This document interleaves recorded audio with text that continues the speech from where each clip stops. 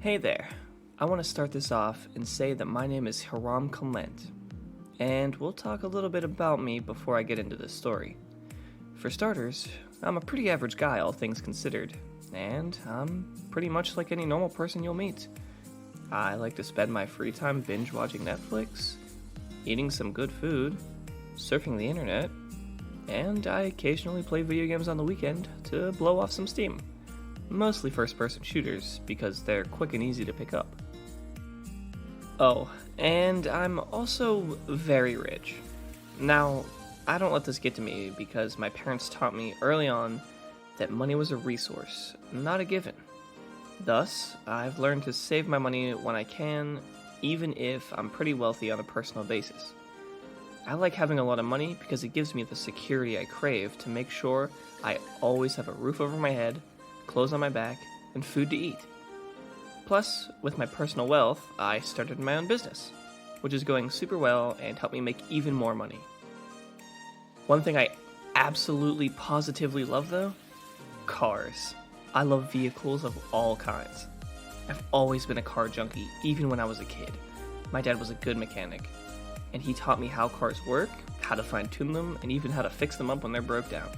He enjoyed car restorations, and honestly, a lot of my fondest memories come from hanging out with him and his friends in the garage, helping him fix up cars. One thing that I absolutely positively hate though, scammers, frauds, and thieves. I get it, it's hard out there to make money, and there's only so much to go around. And hard work doesn't always mean you'll get a good payday and a fat bank account. However, you can live a fairly good life if you think smart and work hard at the same time. And being lazy and spiteful just to squeeze a few bucks out of someone just closes off some good opportunities to network and make connections. That's essentially what my story's about.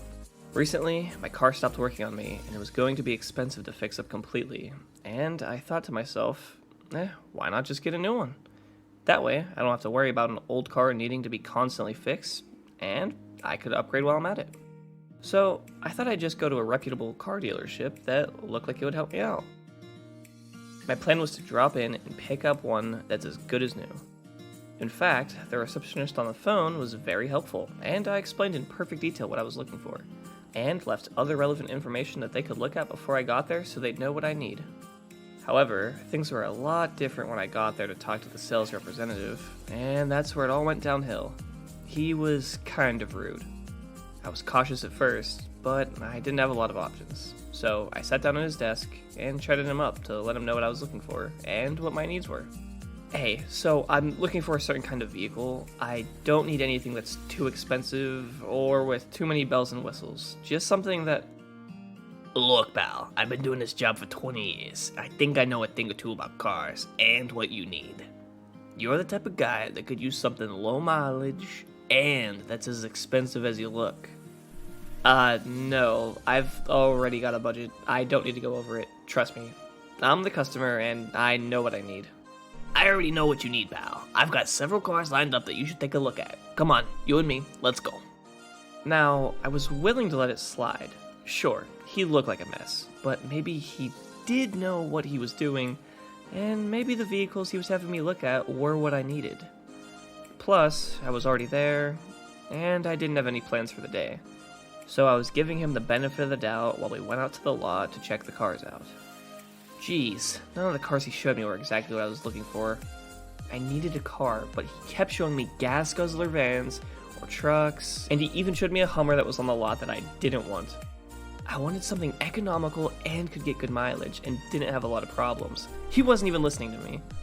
Alright, look, you showed me 10 different cars, and none of them are what I'm looking for. I just asked for a simple 4-door car with decent amount of mileage from the last 10 years. I even saw a few that looked like what I wanted.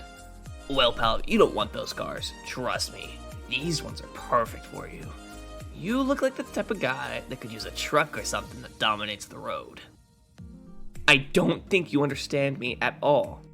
I don't think you understand me at all on what I need. I'm not transporting anything, and I don't need a lot of space in a giant vehicle. I just need something that's small, has great mileage, and is easy to fix up when I need to. Nah, you really don't want those, though. They're cheaper.